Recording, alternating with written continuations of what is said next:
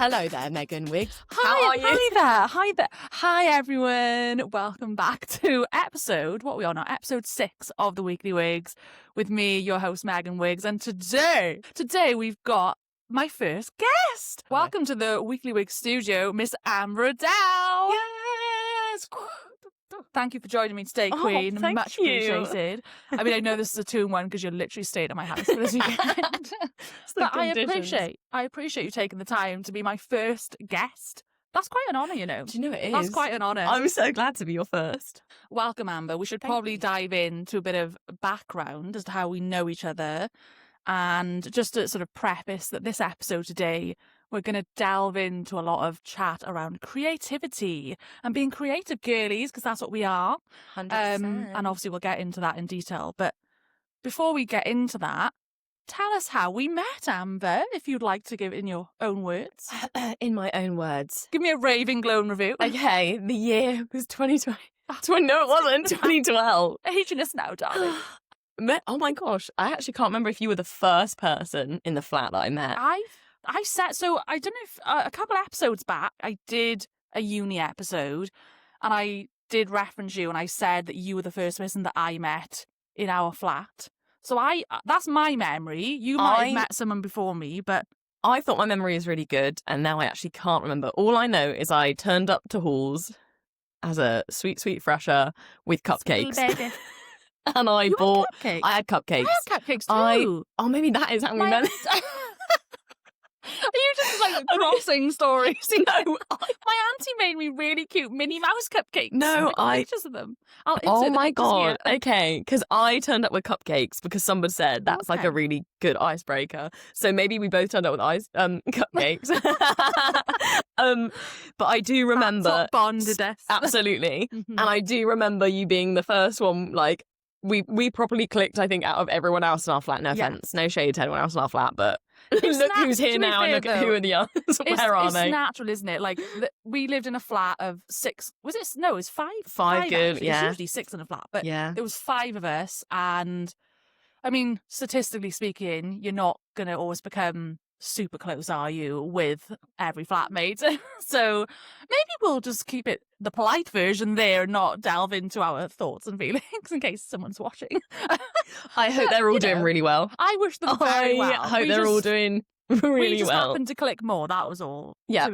I Yeah. do remember actually, and I think this is probably why, is that can you remember on the first night you were the girly that came round all the house the other houses, what they called, Yeah, the other the flats with flats, me, yeah, and we knocked on everyone's door and was like, "Hi guys, we're from 1301. Come like drink with us. Be our friends." Yeah, I do recall carrying a bottle of Strongbow with me. I swear, maybe I'm mixing this with another time, I but was gonna say that just- sounds like the most country thing, but I definitely didn't bring a bottle of Strongbow with me. You know what it's like? You bring just like all the supplies with you because you think, oh, what am I going to need on like your first week? And I do recall having a Strongbow, probably like my family gave me some drink or something as like Iconic a parting gift. But yeah, we knocked the doors and we said hello to people. Yep. And I think that was it from that point onward. The bond was formed because There we we were like, were. oh, we're social people. Yep. Great. Let's do Yep. this. Totally. And obviously the rest is history. The rest darling. is truly history. And that So- was yeah. 13 years ago. Ew, no, I don't want to think about it. We obviously, Disgusting. yeah, we obviously reminisce a lot on the uni days because that's where our friendship started. And of course, you were at the time a fresher, first year, and I was actually a second year student. Yeah. But we went on then to live with each other in our first student house. Oh, yeah. That was a time. That was a great time. And then you obviously were a year after me, so you stayed on in Cardiff for a while. Yep. Sure did. And so a bit more about you personally, obviously, then that's how we met. But after finishing your degree, which was in Drama and theatre. drama To and theatre, everyone's shock horror, I know. and we'll get into that shortly because Miss Amber over here is acting queen. That's her, main bag, shall we say. Although as of late, plug. Oh, gosh. Early What's plug. that? She's a Oh, poetry gosh. queen. We'll get into this too. But tell us a little bit maybe about your start into the creative world and why did you want to do drama? Did you do Oh. drama in school? Is it something from when you were younger that you wanted to pursue? Like, tell us a little bit about that. Oh, wow. Okay. This I find is always. The problem is that I'm also quite sarcastic, so I don't think the start of this story actually ever helps me out, is that I was actually really shy in school, and that's how I remember myself. I did not say boo to a goose. You shy? I know. And then whenever I start that story, people will laugh, and I'm like, no, I promise I'm actually not being sarcastic. I didn't know myself. I didn't know my capabilities at all. All I knew is that in school, I loved drama.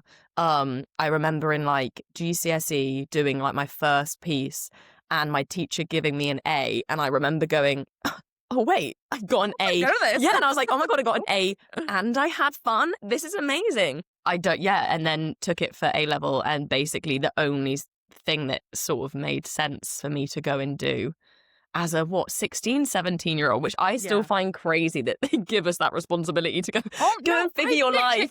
I did a whole episode about this, about like pre-uni and the journey of picking your path. By the way, sorry, slight tangent, just want to make a note because I realise I haven't said this yet. You might hear some lovely rain and wind in the background during this podcast because Miss Storm Claudia has come to arrive and we can't quite control her sound. So just wanted to mention that. But anyway, so I was saying in one of those episodes that it is kind of mad that you're such a young age and you just like go off what you think you're good at, oh my gosh, obviously. But that like entirely carves your path in life most of the time, because it's what you may then go on to pursue in uni. Absolutely. And what you do for a career. And it's like, what do you mean 15, 16-year-olds are having to make that decision for themselves? I think that's a huge responsibility and I don't think it should be allowed. I don't either. Like, we need someone with a crystal ball to be like, this is what you need to do. And that would help a lot. But you just have to make the decision yourself, don't you? Go with the flow. Go with the flow. Go with the flow. Go with the flow you did do. But to be fair, I mean, not to jump ahead too much, but it's what you're really good at. Do you know what? I was actually just thinking, if I went back to uni again now as a really wise 18-year-old of somehow having my life experience, I'd probably do it with a joint honours, I reckon. Yeah. With either like English or like psychology, I reckon. But drama would fundamentally still be there. Yeah. 100% still be there.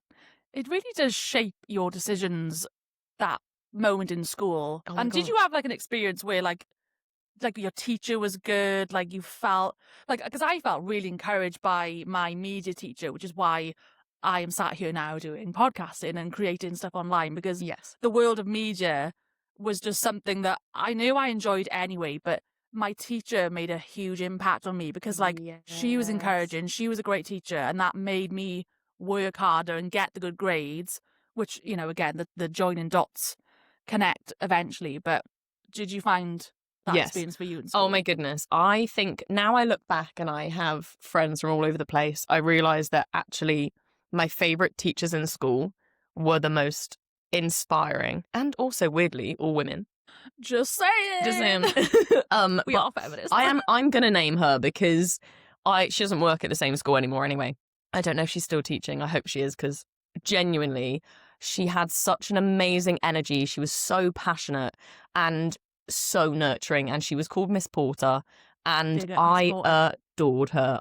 She was beautiful, honestly. Miss Porter, you genuinely beautiful in every sense of the word. And I just, as like a quiet kid, I don't know how she did it, but I remember as well, like at some point in GCSE, one of our assignments, we had to like decide characters, and a lot of us were like multi-rolling, and we were doing Daisy Pulls It Off. Daisy Pulls It Off is a play, and I apologise to everyone that was in my class, but it was when we were in GCSE, it was marked 5 minutes per person, right? And that's how long your like final performance had to be. And I ended up in a group of 7. Oh.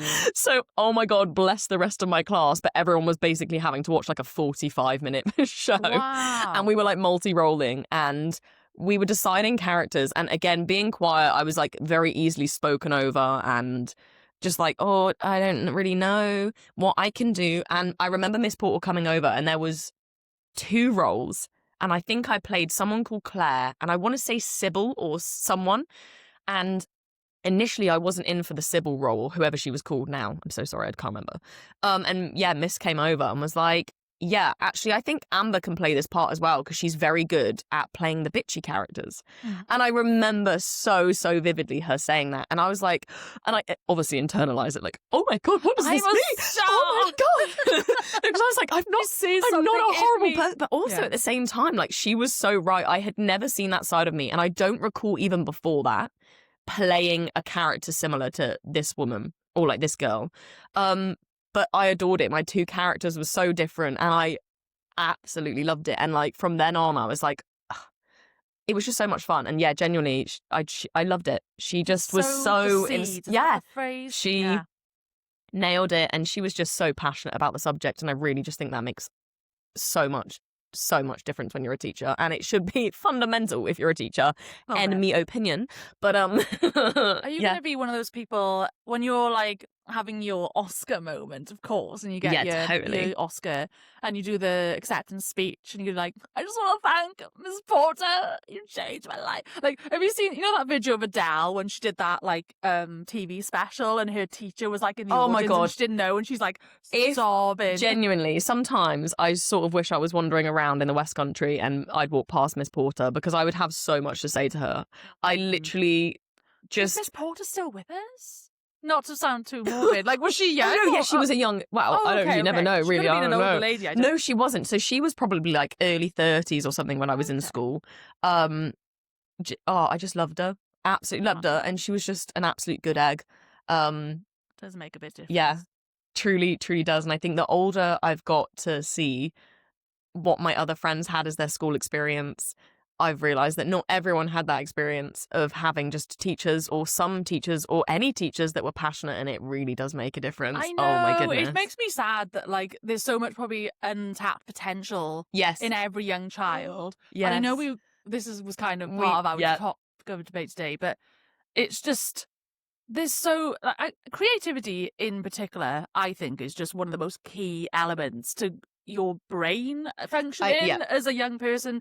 Even you do it from such a young age as a toddler. Like my niece, who's 2, like she's already so creative and imaginative, and that's a huge part when you're a kid and you make believe, and it's such a core expression of a human experience. Yeah, I think that's why I find it so like. Well, we've been. Oh gosh, yeah. I have so many things. She's got some shit to say. This is the place to say it with genuinely, I have so many qualms with like society and the education system because the fundamental like appreciation for all of the creative experiences is not honed in enough. It's not celebrated enough. It's not rated highly enough. Like genuinely, I'm so passionate about how much we need that. And like you just said, like every kid starts off naturally just falling into creative talent or creative expression, and that's because it's completely part of our core as a human. Yeah. So it really makes me mad. And I think as well, still, fighting for a creative life as a 31-year-old.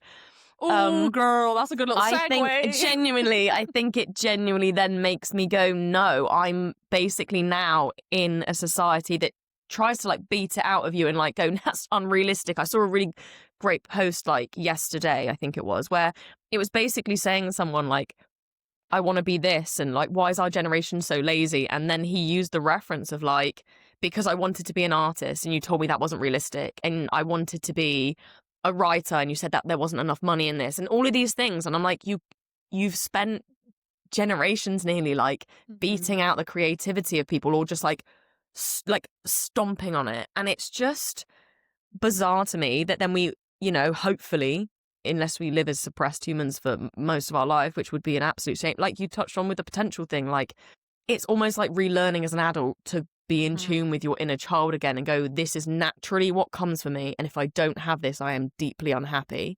And that for me, as soon as I realised that if I don't have these things in my life, basically that depresso comes in and you're like, no, my life without this is pointless.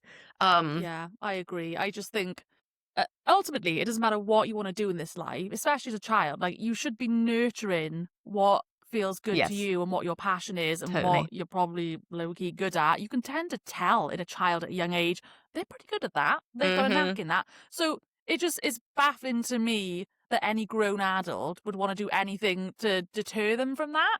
And that can come from parents, teachers, anyone in your life who just oppression. Unfortunately, yeah, oppression. And I do think a lot of it sometimes generationally can come from, yes, like we've spoken about this before, like a traditional mindset of like, oh, but you must do the office job and you must just do the rigid thing that most of us are doing.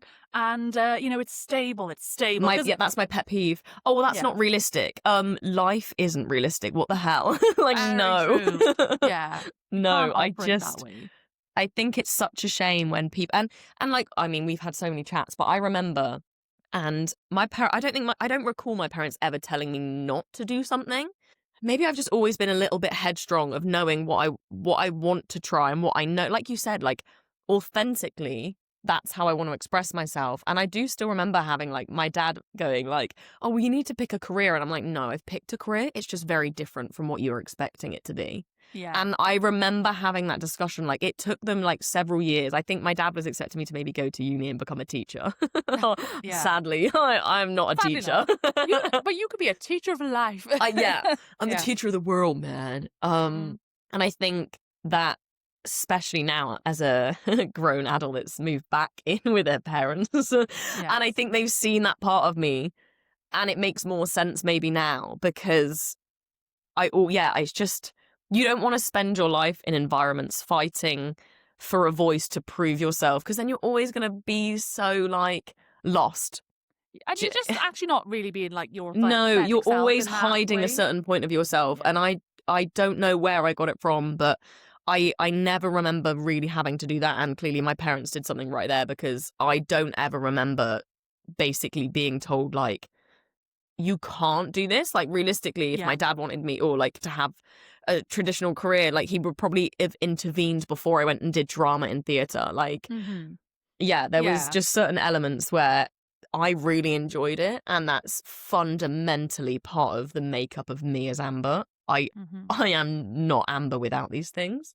Yeah. So and sometimes it can take a long time in life for you to reach that stage and be like, right, I am a grown woman now and I've got a bit more autonomy for myself. Oh my God, because you're always going to be influenced by people around you, and it is a lot easier, I think, to feel influence when you're younger as well, because you're quite vulnerable and emotional at that age, and it can be probably quite easy to be steered onto other paths. Oh Do you know my what God, I mean? yeah. So, oh my God, yeah, totally. I think this is what's super interesting also about, I was thinking this, like, basically for context, is my friend's 30th today. And I basically was like, welcome to like the best decade. Because I think this really reflective moment of going, your 20s are for sort of being a little bit manipulated by people that are older and meant to be wiser. And they're basically just like, sort of most of the time, like you just said, you're like influenced because they basically most of the time didn't have the bravery to go and actually try what they really wanted to do because they were told it was a no to. And I think you learn all of that navigation and like the ups and downs and all of the weird trying, and I'm not going to use the word failing, but like, rerouting. But it does include failures. It does. Like it's so pivotal to like your growth and your experience and stuff. And I think your 30s, that's the one thing I've learned in the last like nearly 2 years. Like it's a journey, man. And I love sitting there like now going, no, I'm 31 years old. I want to do this. I can do this. And I know my capability. I will because I know I can do it. At my core, I know I can do it. And that's powerful. That's a powerful point to come genuinely peak. And I'm so grateful to also exist specifically as a woman in this day and age, because my ancestors could not do that. What do you think it is that brings you to that point? Like, is it the influences that maybe you've created as you find communities, or is it now the world of social media and we have access to so much more content and inspiration? Like, what do you think it is that leads you to that point when you get to your 30s and then you start to realize, actually, I'm just gonna go for it, hen? I think you are just so I love the idea of, like, even like we were saying earlier, 16, 17, deciding what you're going to do for the potential rest of your life. We are children.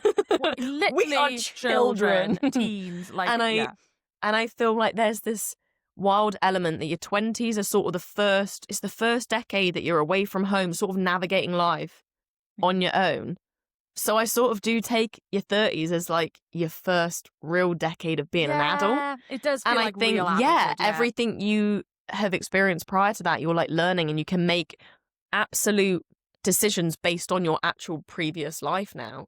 And I don't know, there's a level of confidence for me, like, of going, no, I'm really cocksure about this. Like, I unequivocally want this. I can do this. I don't like this. And I love that. It makes me then excited for my 40s. I'm like, wow, what am I going to learn in my 30s? Like, oh my God, okay. And so segueing that confidence into what you have achieved so far, oh God, you've been a busy gal this last year or so. Yeah, man. And just to give a bit of context, obviously, so you did drama and you did lots of acting and learning when you were in uni. Yes. And then I think you did briefly go on to do some courses, and you came up to Manchester, didn't you, to do like drama school stuff. I'm saying that like really ineloquently, but I will not also, you know, hide the fact that I absolutely 100% have also done the corporate life girly thing. She done that for like a good like 5 years, Still 6 years it, of her 20s. Like, yeah, I think most amidst people all of this, totally came out of uni, went straight into a local authority job, stayed there for years, went into like another job, albeit then after like 6 years in Cardiff, moved to Manchester for like a part-time acting training class, because I did drama and theatre, which wasn't technically actor training, and that taught me loads, and that was really, again, another level of Amber and her acting as a thing. And then I was there for a bit, and then I changed to another class in Manchester.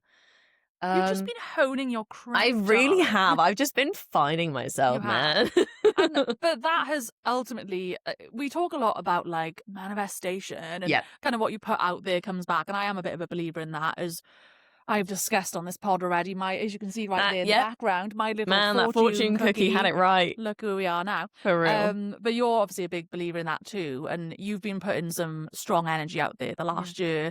You've obviously been active, like doing your first poetry book, which we'll get to in a second, but I'm kind of getting your acting stuff chat about first. So you've obviously done loads of auditions and self-tapes, we call them in the industry, over the years. But like I'm, you know, as your friend, I've known about these over the years. You share with us like, oh, I'm doing this, do that. But I would argue that like really in the last year or two is where some bigger jobs, shall we say, have been picking up. So do you want to have a little talk about what you've been up to, or just little name drops maybe?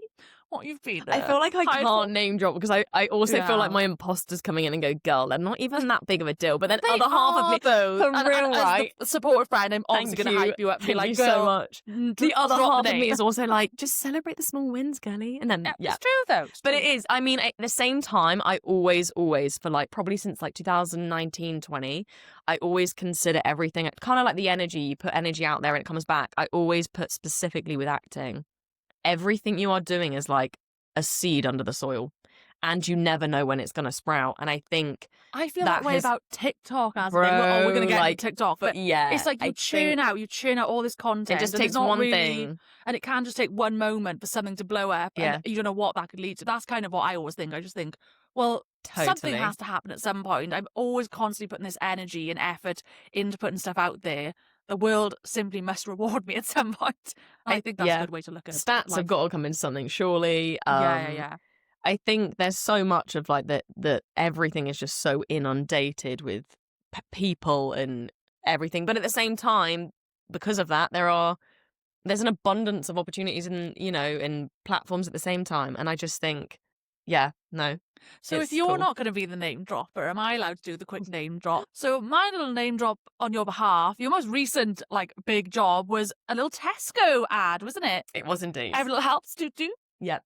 No, that is the brand, right? No, I actually can't not me thinking that's Asda. No, it's the do Asda price. Oh my God, not me mixing them up. I would be a terrible brand ambassador. No, it is Every Little Helps. What's the every jingle? Listen. Sorry, tangent. Unfortunately, you are asking the wrong person. I just basically I also was like, I think Asda's and Tesco's was really similar. And now I'm really can't remember. It's not do. It is just Every Little Helps. Asda is the tap on the bottom. Yeah, that's the one. Yeah, anyway. Every Little Helps. I think we're team Tesco out here, girls. So you had a Tesco job recently, and you've been on like a spout of adverts on the actual telly. I was on the telly box. I was the first one to tell you about that. Hilariously, I was just sat on my little sofa behind me. I was actually watching something on YouTube, I think, or I can't remember, on some kind of streaming thing.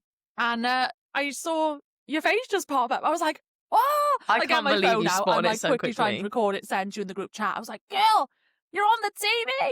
And you were like, oh, I just didn't even know. Didn't know it's out. I love this industry, man. You do all this stuff and it's like months away, and then you're suddenly like, oh, and like you spotted it so quickly. Like, that's I don't crazy. know how I got it. So it was just, it's funny because most of the time, if I'm being truthful, I'm not even looking at ads most of the time. I'm sure we can all like honestly say in the Mate, they're ad fillers, aren't world they? that we live in, Oh my and goodness. YouTube ads and all, like, half the time we're just skipping them or whatever. But I think this is one of those ones you just couldn't skip them. But even still in that moment, I was kind of just scrolling on my phone as we do as things are on in the background. But I was just, I don't know if it was the sound or something that just caught my attention, but I just immediately looked up and like locked eyes onto you, and there's a shot of you, I think, coming through a door or something, and I was like, it's Hammer! I'm so impressed because also when I finally first saw it, it took me like a good couple of beats, and I worked with those people for like 3 days. Tell us about that experience then. What was it actually like doing the filming part, and maybe even like from start, like getting the job? Like, what did you have to do to even be hired? Was it just like a classic self-tape? Like, maybe tell us a bit about that. I mean, I think these are so funny because I suppose if you're in the industry, it makes so much sense. Like, since COVID specifically, most first rounds are self-tapes now, which is wonderful, like so wonderful, because you're not paying loads of money to get on the train to London and back for like, and I'll be real, like a 5-minute slot, like in an audition, where you don't get like anything back. Like, I can't believe it, genuinely. Like, the self-tape game opens up to so many more people for the industry to be accessible for, which is wonderful. And that, for the non-industry people, is essentially just like you recording a video of yourself and doing submitting a couple it to of like directions, an agent or whatever. Yeah. So for this one, it was literally, I remember them asking like, you're in a like, we sort of had the story already. For context, it's like basically some friends going over to their friend's house to make them dinner because they've just been dumped or they've just separated from their partner. So that was pretty much it. Like, they sort of already knew the story anyway, so they just asked you to like turn up and you're happy and you're cheering them up and just have some fun. Like, your bunch of friends having fun cooking food for your friend, and that is sort of just play. And I'll be like, if you're in the industry as well, man, what they ask you to do for commercials is the cringiest stuff ever. And I think that in itself takes years, because the one thing I've learned is if you ever think it's cringy, you're absolutely correct, it is. But if you get scared of being cringy, you have to fall into the grace of it being cringy. Otherwise, it's then somehow really embarrassing because you're not quite committing to the cringe. You got to commit to the bit. You got to commit to the bit. You really got to commit to the bit. Like, the amount of times I do self-tapes. To like feel silly. Oh my goodness. I'm like, oh God, I'm so sarcastic. But like, at the same time, you end up there going, I'm being the foulest move. I get home from work, and then you're like, and then you walk in the room with a great smile and you love your partner and like, oh my God. And then you go, you've done your bit and you're like, I want to die.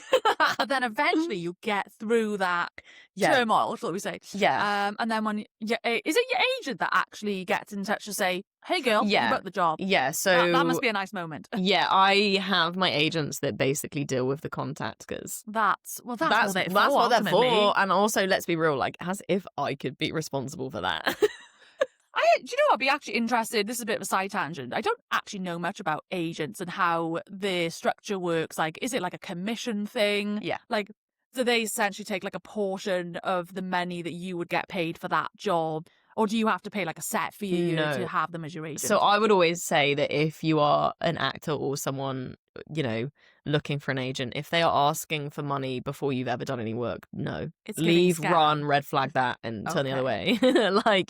The way I've always known it to work is that they take commission for whatever job you get once you've got the job. So that's a really lovely incentive as well, because, everyone wants you to get a job. Who doesn't? Let's be real. Oh, it's a Come win-win on now, for each exactly. Party, isn't it? And I've now been with my current agent for like over 4 years, and they are my favorites. I adore them, absolutely adore them. And again, I think it comes with confidence too, because I remember having ones in the past where I felt like an annoyance to even email them.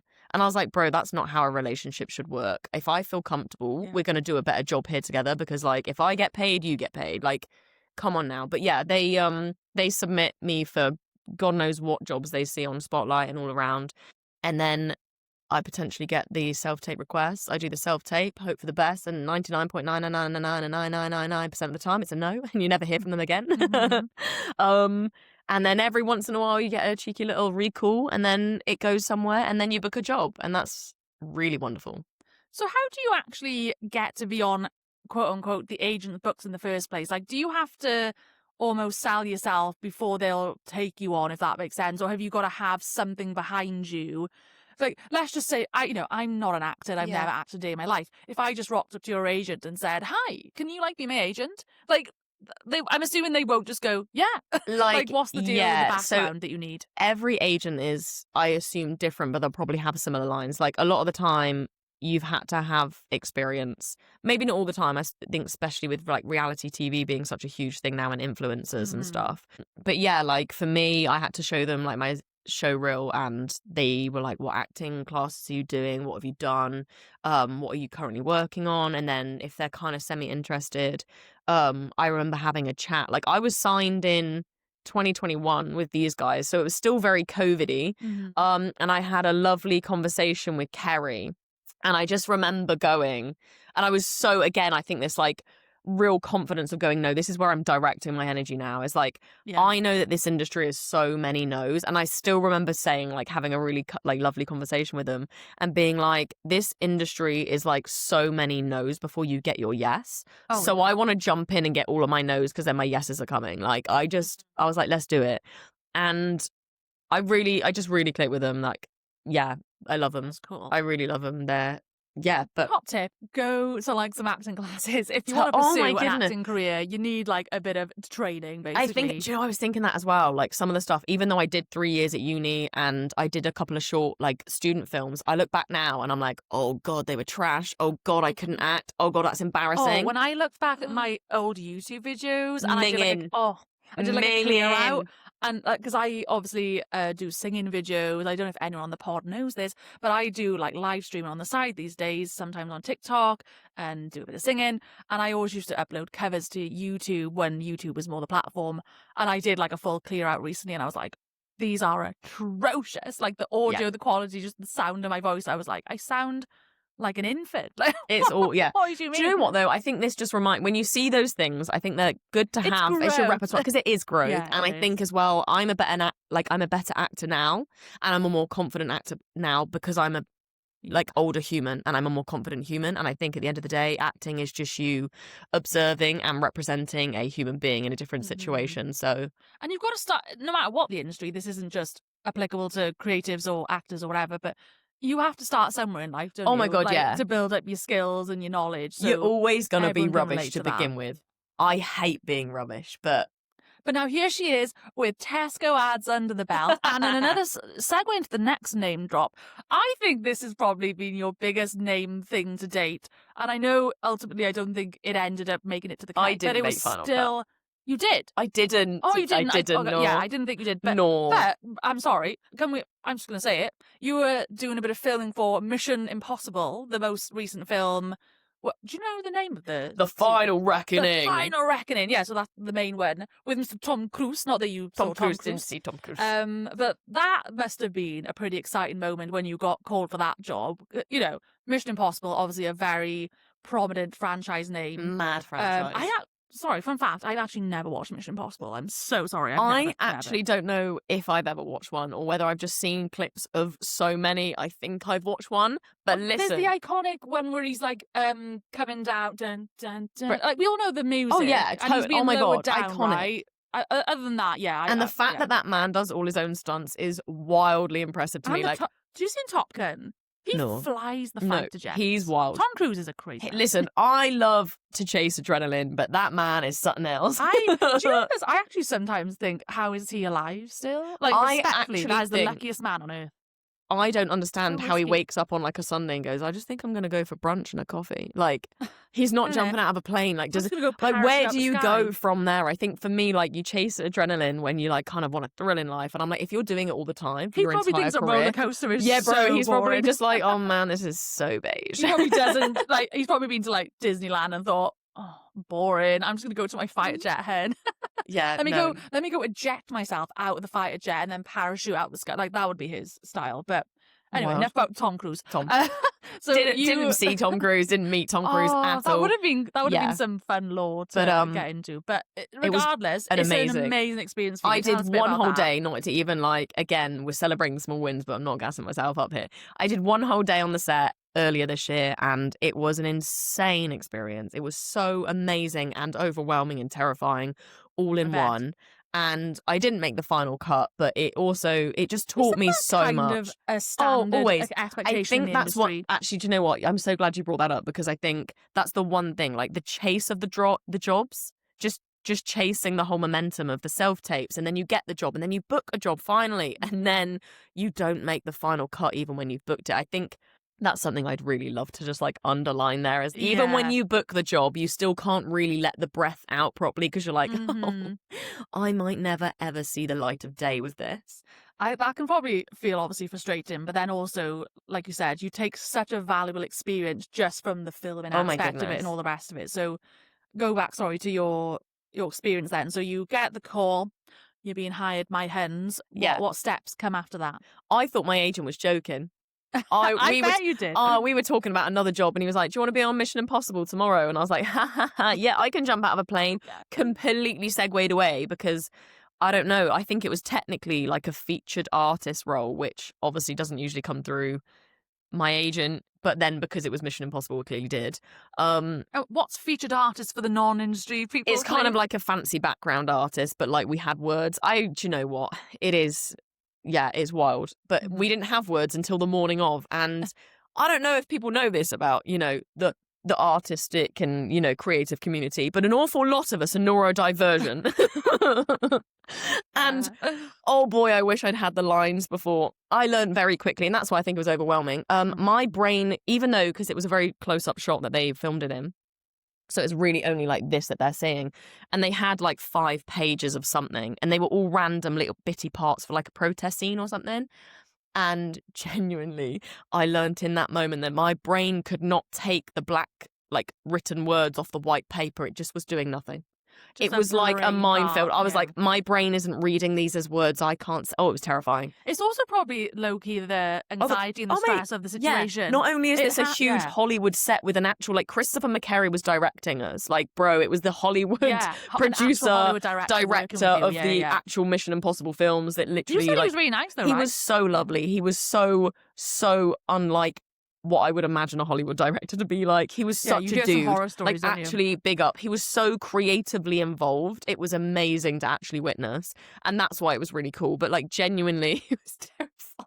And the thing is, up until that point, you've obviously done probably smaller jobs up until that point. Goodness, and I think not long before that, you had done...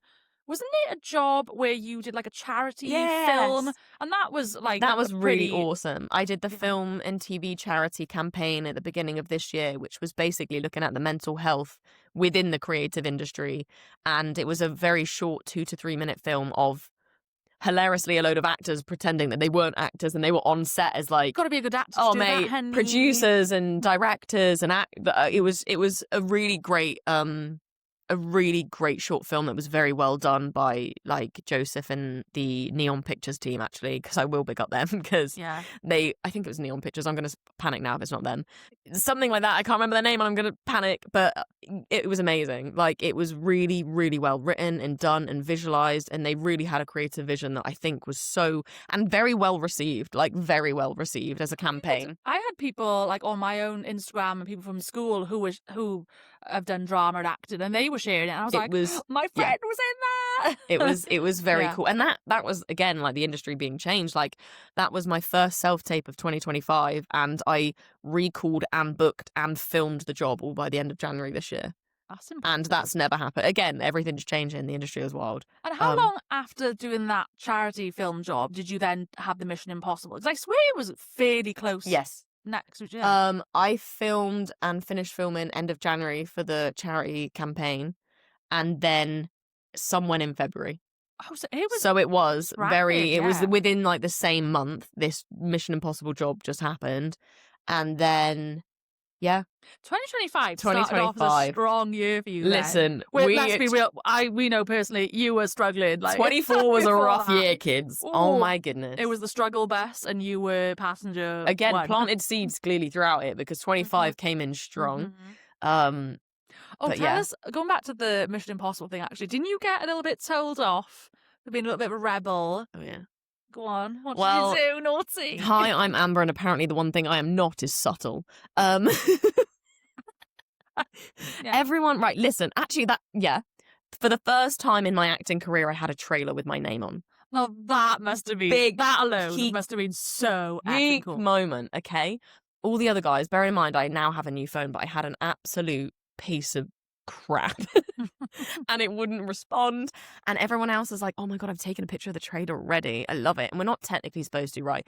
Even though nothing really of use was on that. And I did it right at the end of the day, and I got caught by like the third AD, and she was like, Amber, no, Amber, no, and I was like, yeah, no, it's fine, I'll delete. I just did not delete.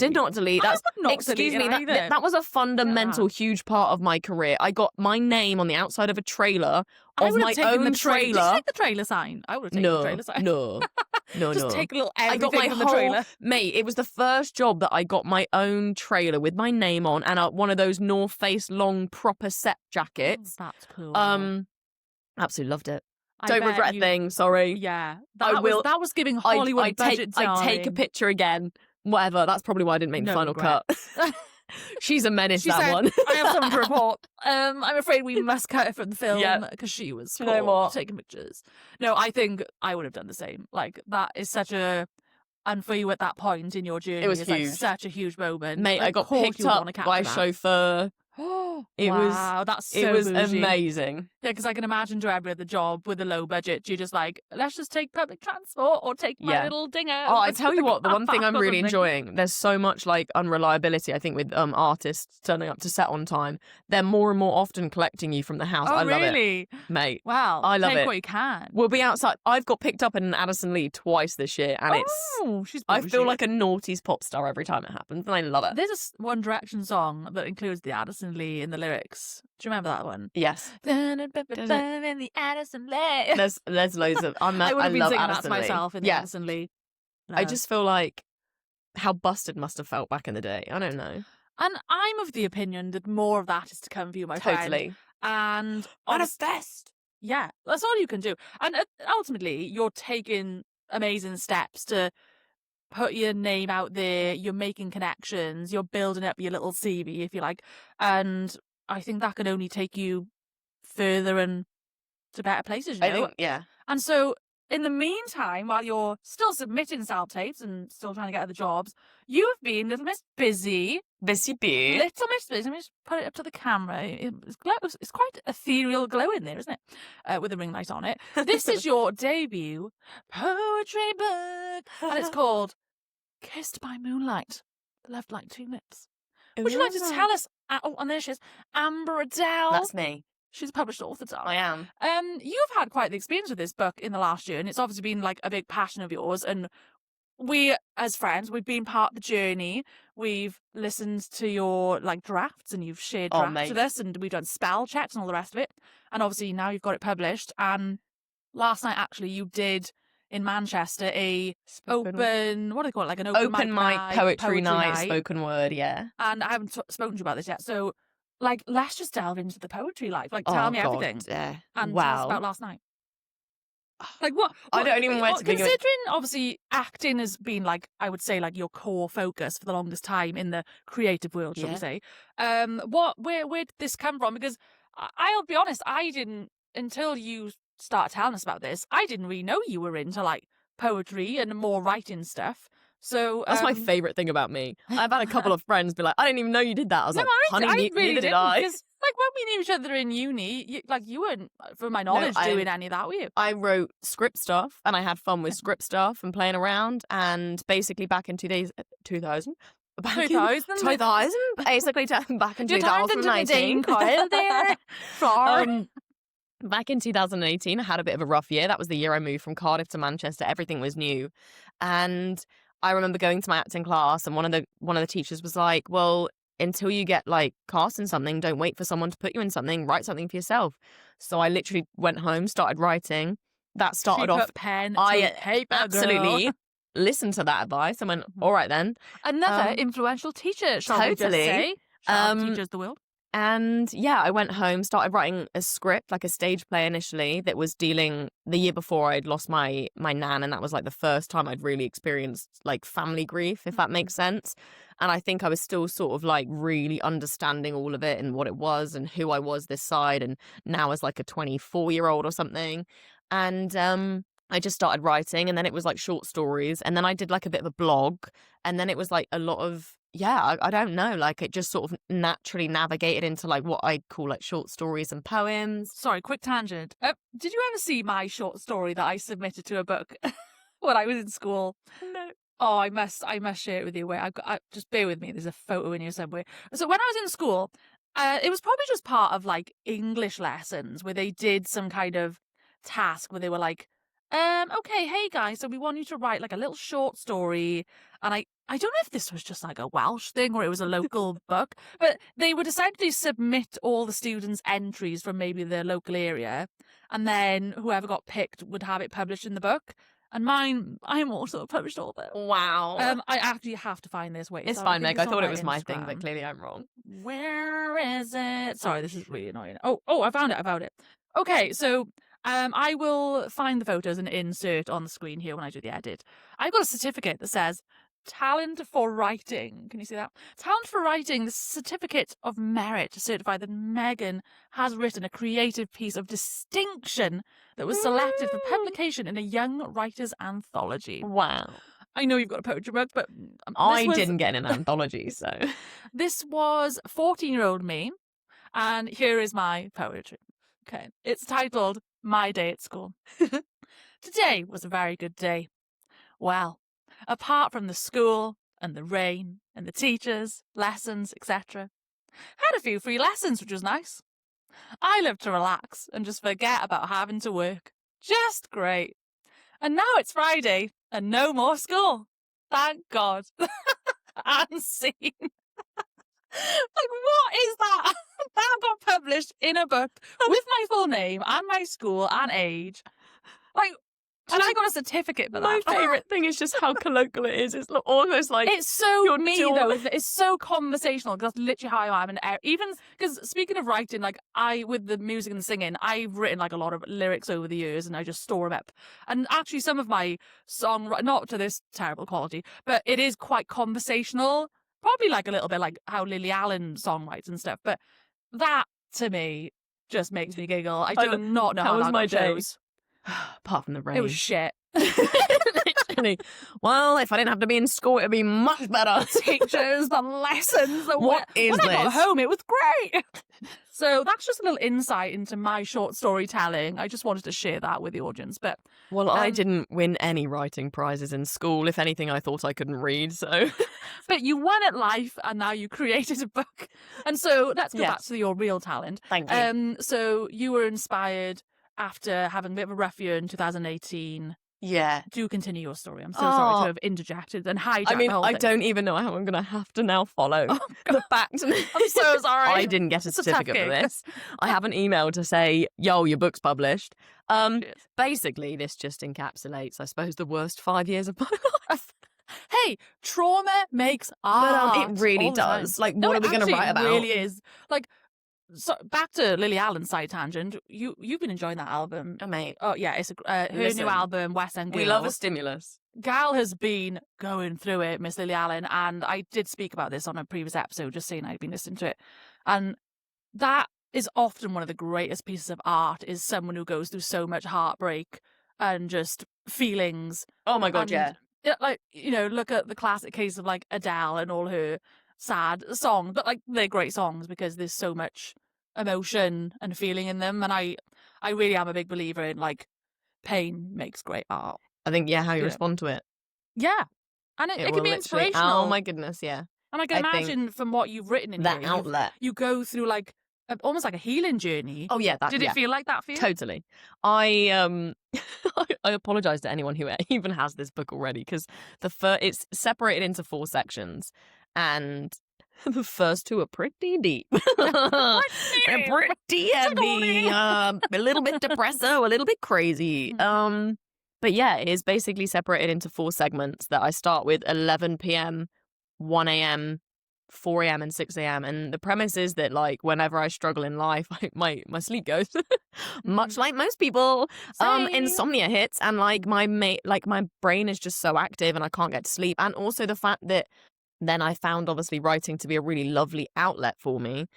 I would often not be able to sleep until I'd written stuff out, and a lot of my writing was like night owl material. It still to this day is, like, if I have like oh my god, the notes app in my phone, brother. Not only do I own like 6 or like probably more different like notepads that I go through, I have just like the most ridiculous notes apps. Yeah. And I think, yeah, it was just a lot of it was incredibly cathartic and a form of therapy. And that is basically how I started writing, because I was struggling. And then like they basically went, yeah, writing is a really like therapeutic exercise. And I was like, well, I'm already doing that. You tapped into your already now, oh my goodness, basically. now like 7 years after I first started writing or something, it's wild to think that I have like 143 pages of basically like a healing memoir of some of the most wildest times of my life, which is very raw and very scary. But I think absolutely, you're being the most vulnerable version of yourself. Oh my goodness. And I think as well, it was so different. You're not acting and being someone else. No, exactly. And that's why I think it terrified me. I think by the point of so many edits, and it was all like I self-published it, so like you said, like so many different drafts I did myself before I then sent it to like friends to cast an eye over and be like, have I missed anything? Oh my goodness. By that point, I think I was just get it out. And it was a little bit terrifying to be like hiding sort of nothing, because I was only hiding behind my own words. But all of it is still art. And I think that's what I love, is that it can mean so many different things to so many different people. And I think that's why I also love poetry.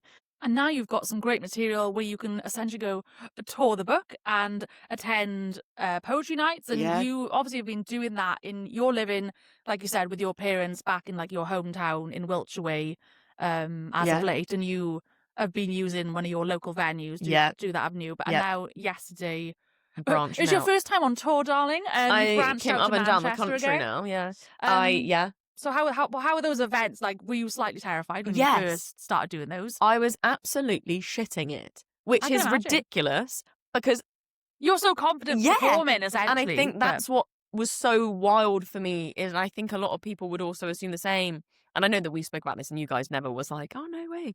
But like, I think for me in my head, I was like, well, what's the difference? I've been on stage as an actor. What the hell? Like I can get up on a stage and read a couple of poems in front of people. Oh my goodness. I also haven't been on stage probably since like 2018 anyway. Yeah. But like, it was a different just playing field, man. Oh God. And like we just said, it's probably because it is such a vulnerable part of yourself and not acting as a different character or another person. Yeah. So it's just, and hiding a mic. And if I'm being honest, it's kind of similar to like me on the pod. Like I'm just shooting the shit. I'm talking very openly and honestly a lot of the time. I mean, I feel like that's very much in my nature in everyday life, as you well know. I send 20-minute podcast clips to our group chat. I put them through pain because they have to sit and listen to 20 minutes of me yapping. Usually I'm really good at them. I'm just usually put me on 2 times speed. I'm like, I'm sorry, Hans, I had a lot to say. But it is that thing of feeling just comfortable expressing your own thoughts, views, feelings, pain, whatever it is. So I can imagine, of course, that is going to feel slightly terrifying doing that the first few times. Totally. You're doing it, though, I am. thing. I was saying this, like, I think there's so many elements of it as well, like, even from a performance aspect, like, in my hometown one, it's a really, or like not even my hometown, but like near my hometown one, it's not been as busy because we're not a city. And even the one last night, it was so lovely and it was such a different environment, and it just gives me hope for like all the other ones. And just, I love it. It's such a creative and inspiring evening. Even if you don't read, like I love going to those sort of events because they just sort of get everything going anyway, and it gives you so much inspiration. And I think that's amazing. And you get to meet other people doing the same thing, and that's even more networking, meeting more community, and just seeing how other people write and express themselves. I think there's an audience for everyone. I think that's why it's so amazing. How many poems did you read out last night? Like, did you get a certain time slot? Well, yes, we get 3 minutes each. Oh, that's pretty rapid, that. 3 minutes is a little bit scary. I'm not really a fan of the concept of time. No, we know that. Amber is free like a bird. She flows with the wind. We literally had a whole scenario today where we're friends. Liam's been shouted out in this podcast before. Our group chat is the girly pops. We're all the uni girly pops. And we are planners, me and Liam, and Amber is not. And that is a funny part about friendship that we no plans, just vibes. Come across sometimes. Like, hey girl, so like we good if we met up, and like you guys asked me what I was doing in March. Yeah, me and Liam are like a year ahead of time, and you're like the day before. Like I might be the next week. I'm not really sure. Although we had this conversation saying that you were very good at planning and committing to, like, when we had a wedding. Exactly. And you were advanced planning for that, which I was quite impressed. Weddings I can sort of do now. It's because there's such a high importance. I think it's a high stake to them. Yeah. I'm like, weddings, okay, I love my friends. This is a big day for them. I can put that in my diary. When they're like, well, next March we could go here and do... I was like, we'll see. We accept that as part of you, and you accept as part of us. Exactly. So that's the girly part of you. Yeah. I started tangent then. What was I talking I can't remember. Poetry. 3 minutes. Oh yeah, sorry, you had 3 minutes. Yeah. So we had 3 minute time slots, which is also lovely because I think that is the general concept of most of the time, and it also, as we do, we can go off on a tangent. And if you don't give people a time, we've done very well on this pod. We're coming up to an hour now, so we probably will wrap this up soon. That means literally like this. I'm impressed with us. I thought we were gonna. Like, I thought we'd be at the 2 hour mark. Well, we haven't gone to the segment of world peace yet, so. Maybe, so why don't we wrap up on this little hour mark? We will, to be fair, I will edit some bits out, so it might be left. But thank you for sharing us your poetry journey and your acting journey. It's, obviously, me as your friend, I know you're good at this stuff, and this is, like, what you're meant to do. Thank you. And it's exciting to see you coming out with the goods and actually just putting, like, your whole arse into it, basically. You know, like, there's no other. If there's one thing I do, it is commit to the bit. I've always thought that'd be what I said. If there's one thing Amber is all for, is like committing to this dream and passion, and I think that'll get you so far. So I think it's great. That means a lot. Thank you. We're just creative girlies. And what I love about me, you, and Liam as our little girly pop group is because we all did creative degrees, and that's how we all met. Like, we all kind of spur each other on in our passions and our enjoyments. Totally. And we have such a nice safe space where we can always like I'm yapping to you about I'm having problems with Spotify on the podcast. The girlies blah, blah, just blah. get it. The girlies just get it. Which leaves me a little segue. The girlies who don't. And I think that is also just to touch on the fact that even if you are a creative or you have a really niche dream, you need to find other people in that little segment, because they will give you the energy that when the world is against you, like, you have to do so much alone in terms of, like, you know, you go, okay, I know I need to do this, and only you can give yourself that consistent. But that's exhausting. Oh my goodness, that's so exhausting. You need a challenge. You need the people around you that are delusional. Delulu girlies. And yeah, I'm glad we have that with each other, because it's just nice to encourage each other and see each other's journeys that we've been on. And like that can mean different things to different people in terms of success. Like, you know, I'm sure in a dream world, you'd like to be probably getting that bag in the Hollywood movies or doing theatre plays. And I would love to be making full dollar and doing podcast full time and music and all of it. But like, the point is that we're on our journeys. I think that's what's so important, that the journey is so much of it. It is. It really is. Like, I remember there's this book that I love. It's called, oh my God, I can't remember what it's called. But either way, it's by Andy Nyman. And he basically says that being an actor isn't just booking a job and doing the job. So much of being an actor is getting rejected, how do you fill your time between not getting auditions? And I think that is truthful to everything. Like, we are creative because that is our destined, like, core flame. Mm-hmm. And it's how you respond to how you live your life that I think really is the whole journey. I love it, mate. Mate. So next topic, world peace. World peace. What is it on your mind, Amber, that you like to talk about when it comes to world peace? This could be a very different topic to creative life in general. What's on your mind? Why don't we use this last segment of the pod to just shoot the shit and let the world know what you want to say? Okay, well, none of the systems work. Oh, let's start there. Okay, None of them work. And you know how like pyramid schemes are kind of chaotic? Well, this pyramid scheme of life is really not working as a social construct. It's a scam. It's all a scam. It is a scam. It needs also figuring out from the top. Dismantling. And so much like capitalism. Let's talk about that. I fear that as a part 2 podcast. That might be a whole hour to itself. We can touch on it for sure. I just think it's such a shame, and there's so many parts of the oppressive world of capitalism that, yes, we can, understand and be grateful of the privilege that comes with some of it, specifically in the Western world. There is so much of it that destroys and crushes our like natural destination as humans of just existing with the beautiful world that we live on, that we are slowly killing. That was powerful. Thank that you so felt like a TED talk, like the introduction to a TED talk. Hi, I'm Al. I'm a poet. I'm an actor. You would be a great TED talker. I do agree. I just think the world is generally imploding around us, which is a little bit depressing and scary, and that's all sorts of things politically, economically. Oh, it's terrifying. This is why the world needs it's a heavy weight. creatives and needs art, because literally. I'm so sorry, how would we survive the world that we all live in without it? Because this is the form of escapism and joy that we bring as entertainers. Truly. Or not just entertainers specifically, but any type expression, of form of expression, bro. And I think that's what they say. Like, what did they say? There's this phrase that says the opposite of depression isn't happiness, it's expression.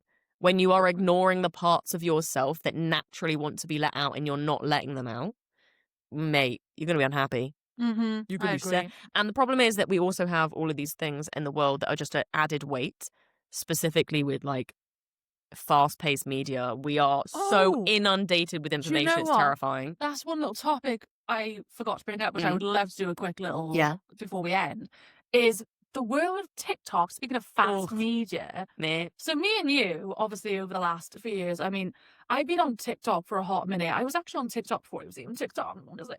Back when it was Musical.ly. I don't know if you remember it being called that before. It used to be called Musical.ly. It was, and the app itself still is the same app. They just changed the brand to TikTok.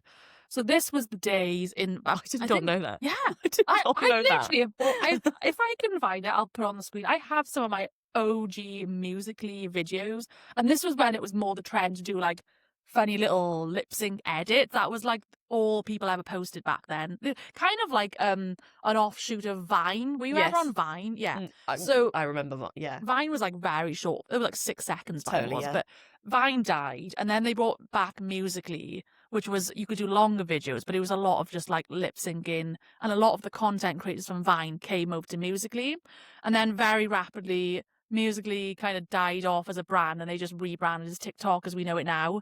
And then obviously 2020 it like blew up.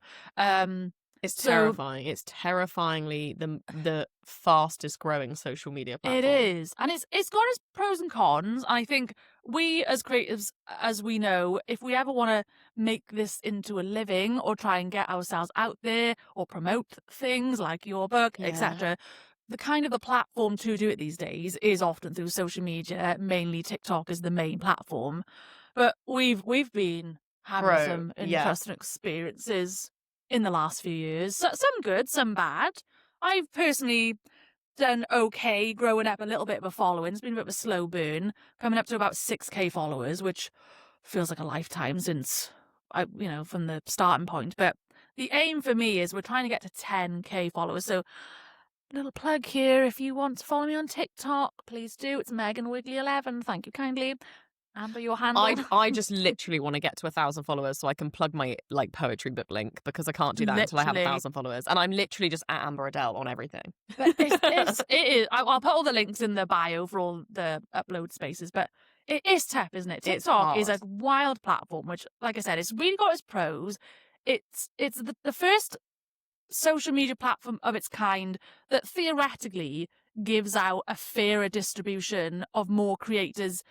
Algorithm-wise, is scary. Like, compared to your classic YouTubes and your Instagrams, when I was growing up being like a little YouTube girly from like the 2010s onwards, like I was deep into the YouTuber life, and it was always just this small set of creators that were the big ones, and they had millions of subscribers, and they were basically like celebrities. And it didn't really feel like there was much opportunity for you as a small nobody to get in on that gang. Whereas I feel like TikTok has kind of flip that on its side a little bit, and it does give more normal folk, shall we say, an opportunity to gain a bit of sometimes notoriety. Maybe does give people some 5 minutes of fame, but then it does also open up opportunities for people to grow a massive following, create a career out of it. Which well, is absolutely, and and the phrase, I think I did this earlier with influencers, and that's because, you know, what is the broad term of influencers anyway? If we use the broad term of like substantial following on social media platforms, great. Content creation, isn't it really? Yeah.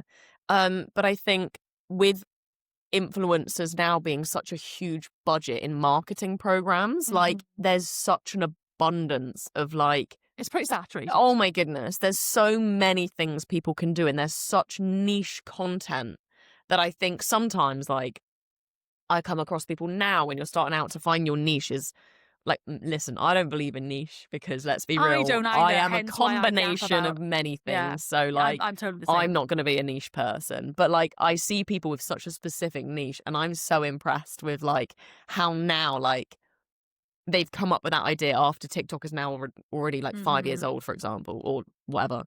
And I just think it's really amazing if it can change your life, but I think it's also so unregulated at the same time. I find that terrifying. I hate the fact that people are so mean, and like I don't like mean people anyway. Like, who does? But like, shut your mouth sometimes. Just shut your mouth. The troll. I mean, the thing is, with all social media platforms, as we've grown up in, because we kind of the generation that we had pre-social media, no phone, smartphone life, and we've then grown up into then adapting to that. And obviously we know that social media has always been an area full of trolls and internet keyboard warriors like that. You're never going to not get that, whatever the platform, and that can be people of all ages.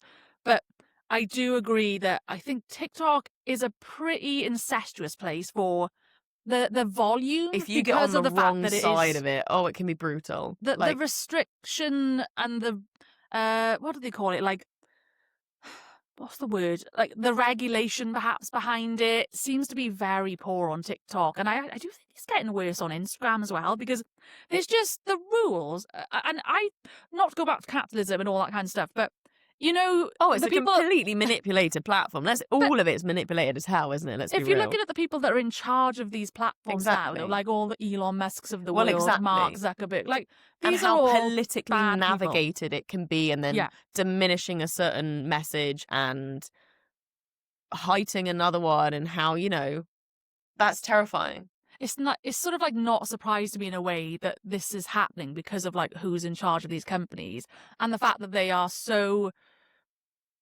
what's the word? They're so untouched. That sounds a bit dodgy, but like they just go unchecked, I feel, a lot of the time. When you if you look at it like in a broader sense of the political world and how certain companies should have like rules and regs in place, and they should have protections in place for kids, and they just don't seem to get checked on it by like governments and things like that. So I wonder why.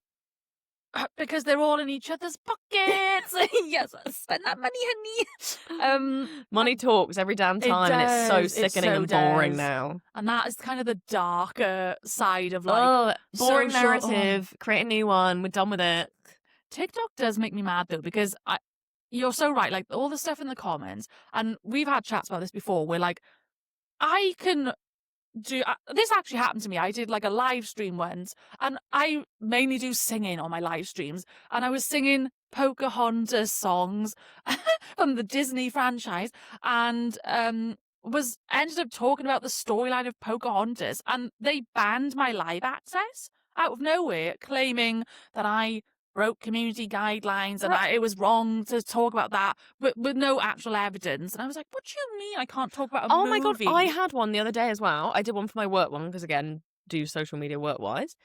And all I was doing was taking down the Halloween decorations and having, you know, like the Mariah Carey where it's like, it's time. And like literally it was just her little like, and all I was doing was standing on a chair, taking down Halloween. It's like, again, a 5-second video. It's like a trend. Yeah. And genuinely, it said something along the lines of not authorized for recommendation. I obviously appealed it, and I was like, what? Yeah, and you're appealing it with robots and AI. Yeah, and I'm like, what humans. do you mean you can't recommend this on people's FYP because of the Halloween pumpkins might what? It's really ridiculous. I think the problem is things like TikTok are massively, and then you get all these mad robots. like porno accounts that like just get away with everything. I'm like, bruv. That's what makes me mad. Like, I can't sit there on a live and discuss the Disney's Pocahontas and sing a lovely little song, but meanwhile you can have a full penis out on a TikTok for any young person to see, and that's baffling. that's mild. Okay, there's much more. Sorry, slight political reference here. Do we recall when we were all able to watch the video of Charlie Kirk just being assassinated in broad daylight? Like, very visceral, graphic videos. But me standing on a chair and you singing Pocahontas. God forbid you take the little ghost capers down. Draws the line, man.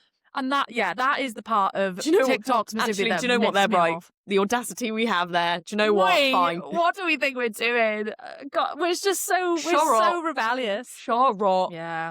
And that, I think, is a large challenge as creators, and especially people who are online and trying to promote and do all the rest of it. You do have a lot of obstacles against you, especially as like an independent, small young person in the game, if that makes sense. I think it just full circles the moment, though, of going back to what we were early talking about, of the fact that even in a platform you think you're free on, you're still being regulated against what society deems acceptable as a form of expression. And fair enough, depends what your form of expression is, bud. But like creatively, actually, artistically, all of these things, you like, because I've had this conversation before, haven't I? Going, every time I do a poetry video, it just flops. But then I do a stupid video and it hits an audience, and I'm like, it's really frustrating. That took nothing. Whereas like I've worked at the other stuff, and it's finding your community. It's finding your community, and it in any form, in socials, in real life, in networking, in your friends, in your people, and listening to them and having them as your saving grace. A lot of trial and error and experimenting, I find, with social media platforms, in particular on TikTok. It's sort of like you have to figure out what the trends are. Can I be real though? I think they're a pile of shit. What, the trends? I think genuinely now, especially as like someone now who's worked in social media, when they're like, oh well, we've got a new strategy, we've got this. I just think they are ever changing, that even they don't know half the time what is actually. We need to stay on top of the trend. The trend will just take off. Like, even if we think of our content that's taken off, and like some of the stuff I've done for work, I'm like, oh well, that was all right. And then you're like, what the hell? Why did that happen? And there's not on this one. And then you're like, tell me that there's someone really at the top of these marketing social media execs in all of these companies in every country across the world, and you're genuinely telling me that you knew that one was going to have that many. No, you didn't. Shut up. No, you didn't. You're hedging your bet every single time. And sometimes it works out and sometimes it doesn't. It's really a game of luck. A lot of it is a game of luck. Consistency as well. You just got to hope for the best. You're hoping that the algorithm is your friend at some point. I do occasionally, hopping on a trend, I've noticed it definitely picks up a bit of traction, but that doesn't always translate into like getting large followings. No. Like, you can get a lot of attraction and views onto a post, but that doesn't always translate into the results that maybe you're looking for. No, not at all. Because like you've had a post on your personal TikTok that has like 1 million likes, didn't you? Like a few years ago. But that didn't translate into follows, did it? No, not at all. I've had, and I was thinking that just as you said trend, and I completely forgot I did that, like whatever the bride coming down the aisles, or the bride party, and I did it. And that one did really well as well. And none of which really, like, sometimes, especially like the one I did for my work, I did one for my work earlier in the summer, and it was one video and it absolutely catapulted our thing. Mm-hmm. And we got like 16,000 followers from it and 1 million+ likes. And that one transferred into likes and following and a load of engagement. But like the one I had on mine, I think is from years ago now, but it had like, the one, I think that trend specifically is maybe around the 300,000 views. Another one was 2 million. And I don't even have 1,000 followers. And it's weird. It's so weird how sometimes it will just hit it's a following community. And sometimes it's just like, huh. It's very hard to detect the like consumerism patterns of what does translate viewership or following or engagement versus just it being a quick scroll. Do you know what I mean? Like, I've noticed recently, it is often the content that I don't even think about much that brings in more followers, which in some senses I'm not mad about it because I'm trying to do that anyway. And it's probably just something organic I would have posted about. But like, it's not necessarily the core content that I would like. I would like to push out my podcast content for people to follow that page, but it's really hard to get them to translate as followers over to theirs. So I did live stream the other day of just fireworks night, and I got like 250 followers just for me pointing the picture at the sky and some fireworks. And I was like, respectfully, as a consumer myself, I just think, why would you follow an account that just happens to be showing some fireworks? If you actually go onto my account, I'm not a fireworks account. I'm not posting daily videos of firework displays. Like, I bet there's literally like firework companies going, God damn, why didn't we think of that, man? But like, my brain just can't compute as a consumer myself. Like, why would you follow that? I'm not mad about it, but like, it doesn't make sense to me. That's for me why I think the whole thing is just made up. Yeah, it just gets into a bigger really concept of me going, y'all, I don't think any of us know what we're doing. And even when you're like, I always see these things where it's like, come with me, I'm a social media marketing manager, blah, blah, blah, blah. Oh, follow these 7 steps and you'll have 10,000 followers. No, I fucking won't. Hate those ones. No, I fucking Have you seen the ones that's like, girls supporting girls, follow for follow. And then you think, you don't follow these people back. That's your marketing strategy, so that people will follow you, and then you simply do not follow people back, and you get like 10k followers from it. But they do this like in aesthetic, like girl aesthetic, girl dinner. Like, it's just, you can kind of see through a lot of it. And having obviously been on TikTok, like fully, properly committing to it now for like a good 2 years, including all the live streaming, it's baffling getting to grips with the trends, the consumerism, the audience. And it is quite hard to navigate as a smaller time creator. But the only answer I can ever come to every time I have this pep talk with you or myself is like, well, we just got to keep churning the content out. Do you know what, though? I feel like you're going to say it, because I was thinking about this, and I feel like every time when I sit there and go, well, create content, post every day for 30 days. No, I don't want to. Because when I'm forced to create, when you're forced to create content or be creative, the likelihood of you being creative is slim, because that's not how an artist works, in my opinion. No, I do agree. Do you know what I mean? I got like that with the live streaming. And I think this is where I really get like, again, over like this year and last year, I really tried to commit more to being a social media presence. And then I realized that I was just sick of faking it. And then I'm being inauthentic anyway, because I'm trying to come up with media that I don't even want to post, because I'm not having fun doing it. Mm-hmm. Yeah. So why do I want that to be the living embodiment of what my social media channel is? And then I'm like, actually, do you know what? Like, this isn't my purpose. I will still actively put stuff online as like a CV of what I can do. Mm-hmm. But I'm not going to be an influencer any day. Like, yeah, I might have these like weird videos that take off every once in a while that are apparently nothing to do with my talents. But do you know what the truth is, though, is that I actually think, because I do this a lot, I look at some of these popular TikTok creators or influencers, whatever you want to call them, and then you go on their profiles, the majority of their videos are fairly low views. Like, there's, other than their particular moments that will pop off, most of like their content page is not all replicating the same. Like, and we're talking creators that I've seen ones that have like 2 million followers, and they can still have a really poor engagement on other videos that they have. Oh, but they'll still be churning out similar content. It's not that they're doing anything drastically different to what their audience is used to, but I think the way of the algorithm and what it pushes out and what you see and what you don't see is just like the cards that you're dealt. Like, so I think it's just one of those things where I think you're right. You just have to post like what you want to post and what you feel is authentic to you. I do think trying to be consistent is good, even though you might not feel like posting much. Even if you just do something small and silly, it's probably like better than not posting and like leaving your socials blank for like 3 months at a time. I don't think you would probably not get much success. That's if you just how I'm doing posted. My Instagram now, because I haven't seen the benefit. Like, Instagram to me is just a whole other story, though. Yeah, I it's agree. just I have just wavered on not having an increased following for like 5 years. It's just bizarre to me. I've only just TikTok's reached just 1,000 over, followers, and it's just like, for me, like, Instagram is a far more like, I don't want to use this phrase, but it wasn't, like, for me, a more sophisticated photo diary. And now it's just like, a slower TikTok.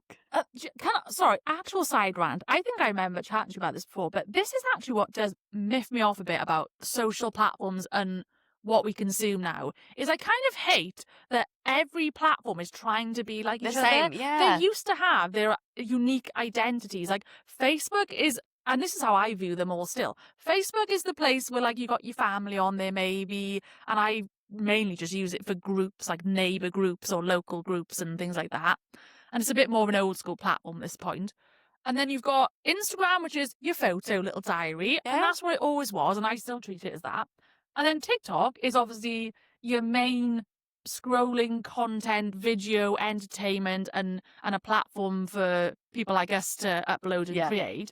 And they all have their unique, and YouTube, obviously, I personally view it as more long form stuff on YouTube. Yes. But now, even on YouTube, you've got shorts now. Yeah, exactly. Which is the version of TikTok. But it's because the viewing habits of people now have changed so much since TikTok has integrated its way into our everyday life that everyone's attention span. I think that's exactly what I was just going to say. The attention span is so poor. It's poor. Such a shame because I think Brain we're missing rot out. everywhere. Bro, like the amount of times I get stuck in a loop of like, we're all guilty of it. Oh man, I'm watching. And then I feel like so cheap and like fake when I like post something about like getting outside and breathing and just like not giving a shit what people think and stuff. And then I'm like, but I'm putting it on social media. And there's this really weird wheel that I feel like I'm just like stuck in going, the irony is never lost on me. But like, where else am I supposed to meet these people? Because they're not playing in the street and climbing trees anymore. Like, what the hell? But all these social media platforms are all trying to keep up with each other, which I personally think is a downfall. Yeah, like, it has a time limit, surely. Why can't they just stick to their lanes and what they're good at? And then they don't have competition then. They are their own unique You've platform. just bobbed it, Meg. Look. They're telling us they're telling us that we need a niche for people to rely on us, and they're just nicking. Nah, behave. It's not actually very original, is it? It's very you're basic. You're basic. You're bad, basic. Be original.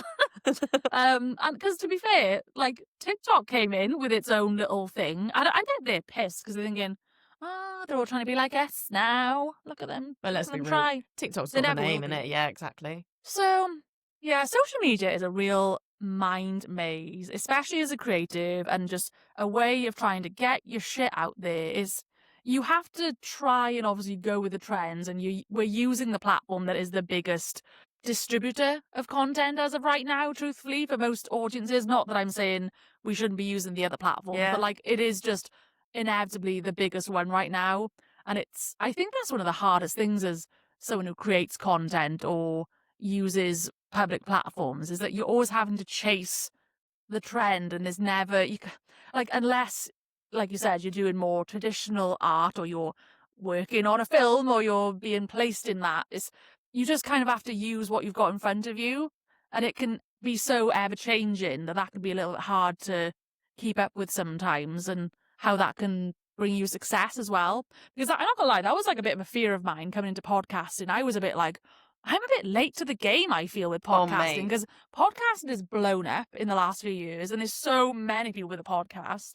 But then my rational thinking was, well, respectfully, I got a degree in radio, so I was going to say, at the same time, like, and in the same instance, there's so many people with a podcast, why not? Yeah. Like, and I also do truly believe there is an audience for everything. Yeah. I really believe that. That's, like, I the think, people who like you will come to you. You need to just to allow yourself for your community to find you. And I think that there's part of me that, like, specifically this year of like trying different stuff with social media and expression online, it's just going, I don't want to do this. Like, I don't think this is like the creative side of me being shown, but I know at the same time, like, you have to treat it, I suppose, as a marketing concept or as a business strategy, should we call it like that?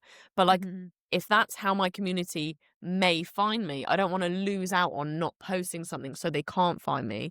But at the same time, I do still feel like the word of mouth and stuff is like an absolute peak marketing tool if we're going to, and that's why, getting out and about, networking and going to events and utilize the old and the new. Absolutely. Like, basically remain true to yourself, kids, because it is so that's cliche, always the but best way. So true. Yeah, I agree.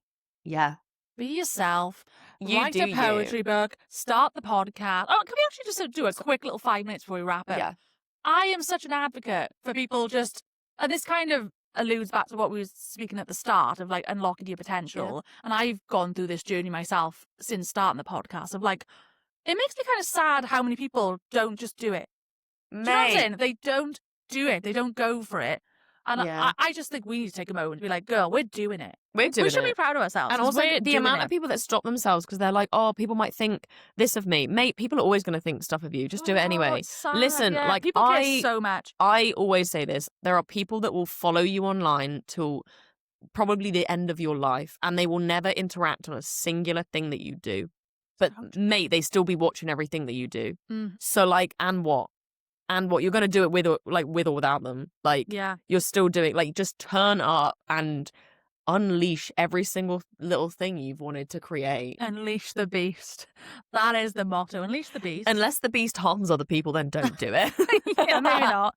Not that bit. Like, just do it. Like, just do it. Life is actually too short, bro. Like. Yeah, I agree. Nah. Well, Amber, on that note, I think this brings us to a lovely close. We've yapped for a good hour and a half, and I think we have covered some fantastic topics. I love the fact that my last line there was just like, just life's too short, bro. Like, I think that's a great line to end on, though. You know, that encompasses everything we've kind of been talking about, just with our own personal journeys and being creatives and trying to pursue dreams and do all sorts of things. Like, the ultimate motto and answer is just do it. Like, if literally. You don't do it, you will not find out. There is no other person on this planet like you.